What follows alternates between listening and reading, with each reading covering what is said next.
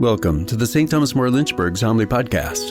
Join Father John Christian as he brings his insight and application to the readings for the fifth Sunday in Ordinary Time.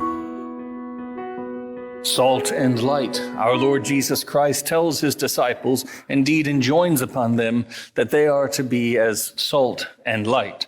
Salt, of course, as we know, is a preservative. And so our Lord, in telling them to be the salt of the earth, it's really an admonition or an injunction, rather, towards persistence, perseverance, and persistence in the faith, and to be the light of the world. Not, of course, to hide it, not to shy from displaying it, but rather to let the truth shine forth. And so this twofold instruction of being salt and being light is an instruction to not shy away from standing for the truth of the faith, but rather to persist in the fullness of the truth that is contained within the faith. It can be a great temptation for many of us to perhaps try to water things down or recast them in a way that we think might make them more palatable to a particular audience. But our Lord, again, admonishes against this. For that's when something has lost its savoriness, it's lost its seasoning, and it's fit only to be thrown out and trampled underfoot. We have to take that full truth of the faith and present it as it is, not as we think maybe it is, or as people might want to hear it is. For to do such is to just render it into so much bland pablum. Rather, no, it is this instruction towards, again, persistence and perseverance, to not water down the faith for vapid Irenicism or for any other reason. Because, again, that temptation to perhaps maybe shortchange things, or there's a certain apologetic nature that can come in, whereby we think perhaps maybe because of perceived historical ills of the church, we almost apologize for being Catholic. Now, it's the very opposite that our Lord calls us to. Instead, to embrace that fullness of the truth and to present it, because it is then that it can truly shine forth. And our Lord tells us how to do this. Consider the passage in the gospel that came right before this that we heard last weekend. We heard the Beatitudes. Our Lord gives us instructions on how to be salt and light. We heard it in this first reading from Isaiah with those corporal works of mercy and the spiritual works of mercy that go with them. We heard it reiterated in our letter from St. Paul when he mentions how he did not come with sublimity of words, but in power and spirit. A deed is worth 1,000 words, even more so than a picture. And so it's what we do that matters. What we say is easy. Talk is cheap, as we say. And it's what we do. If we say a fine line, so be it. But if we actually walk that line, all the better. And it's in doing that that we persist and persevere in the faith. It's in doing that that the light of the glory of God can truly shine forth in our lives. I'll give a hypothetical kind of example, if you will.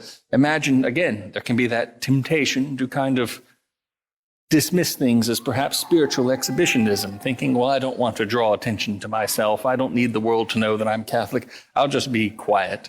So imagine you go in and you sit down at a restaurant and your meal is put in front of you. And instead of, you're going to say the blessing over it, but you omit the sign of the cross because you don't want anyone to see that. We are in the northern reaches of the Bible Belt, and you don't want anyone to rush over and say you're in a cult and ask if you're saved. Or at worst, you make that cramped sign of the cross instead of the proper sign of the cross. That's one example that I know many, many Catholics have slipped into. It can be that whole, well, I just want to avoid the drama.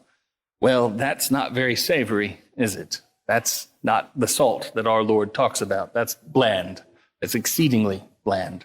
No, rather, we're called to be courageous and fearless in the face of all that this world has in it. Even if somebody's going to come up and talk to us about the supposed cult we're in, we need to stand firm in that fullness of truth and present it. For just imagine there may be someone across on the other side of that room who suppose their soul is flagging a bit and their heart is waning, and then they see that person make that sacramental gesture, and that reinforces them. That reinvigorates their own kind of flagging spirit, and they look and see, well, there is somebody who's not afraid to live as a Christian in this world, and they can take heart from that. For as the psalm reminds us, the just man is a light in the darkness to the upright. The other upright people, or striving to be upright at least, will see these things. And that's how we let that light shine forth.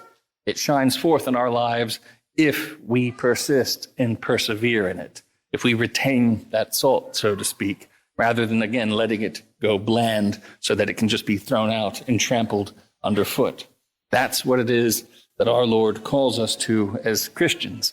And it isn't always an easy thing. We need grace to live that way. And so we do well to avail ourselves of the grace that God so freely offers us. He offers us in the sacraments. He offers it to us in our relationship with him.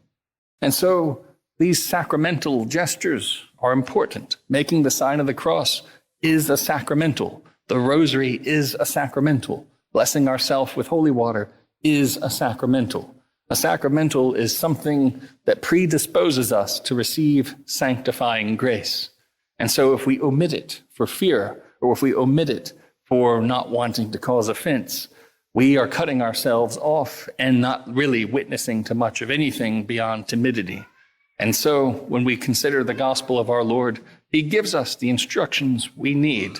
We just need to take heart in them and truly live out what it is that he calls us to, that life lived in true witness to his truth.